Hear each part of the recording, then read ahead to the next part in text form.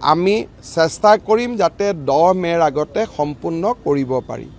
ইয়াৰ ফলত নিযুক্তিপ্ৰাপ্ত যুৱক যুৱতীৰ সংখ্যা 1.5 লাখ সংখ্যা ক্ৰছ কৰি প্ৰায় 1,60,000 হ'বগৈ।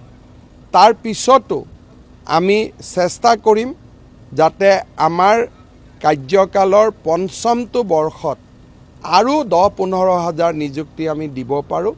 অৰ্থাৎ 1 লাখৰ প্ৰতিশ্ৰুতিৰ পৰিৱৰ্তে প্ৰায় 1,60,70 হাজাৰ যুৱক যুৱতীয়ে চৰকাৰী নিযুক্তি লাভ কৰিব।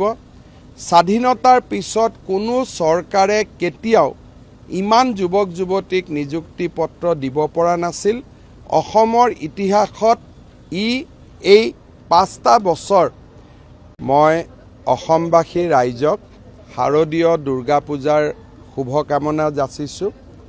শাৰদীয় দুৰ্গা পূজাৰ প্ৰাক মুহূৰ্তত অসমৰ মহাবিদ্যালয়, ইঞ্জিনিয়াৰিং কলেজ, পলিটেকনিক আৰু স্বাস্থ্য বিভাগত আয়ুৰ্বেদিক চিকিৎসক ৰূপে প্ৰায় 400 যুৱক যুৱতীক আজি আমি নিযুক্তি পত্ৰ প্ৰদান কৰিলোঁ।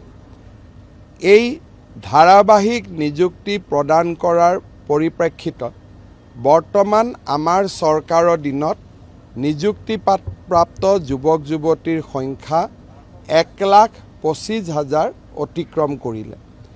ৰাজ্যত প্ৰায় 40,000 নিযুক্তিৰ প্ৰক্ৰিয়া বৰ্তমান পৰিচালনা হৈ আছে। আৰক্ষী বিভাগ, এডিআৰই, শিক্ষা বিভাগ আৰু আন বহুতো বিভাগত চলি থকা আটাইবোৰ নিযুক্তিক আমি চেষ্টা কৰিম যাতে 10 মেৰ আগতে সম্পূৰ্ণ কৰিব পাৰি।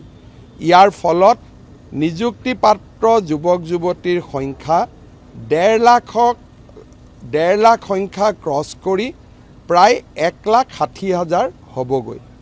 তাৰ পিছতো আমি চেষ্টা কৰিম যাতে আমাৰ কাৰ্যকালৰ পঞ্চমটো বৰ্ষত আৰু 10-15 হাজাৰ নিযুক্তি আমি দিব পাৰোঁ। অৰ্থাৎ 1 লাখৰ প্ৰতিশ্ৰুতিৰ পৰিৱৰ্তে প্ৰায় 1,60,70 হাজাৰ যুৱক যুৱতীয়ে চৰকাৰী নিযুক্তি লাভ কৰিব। স্বাধীনতাৰ পিছত কোনো চৰকাৰে কেতিয়াও ইমান যুৱক যুৱতীক নিযুক্তি পত্ৰ দিব পৰা নাছিল। অসমৰ ইতিহাসত এই 5টা বছৰ নিযুক্তিৰ ক্ষেত্ৰত এটা স্বৰ্ণীল যুগ হৈ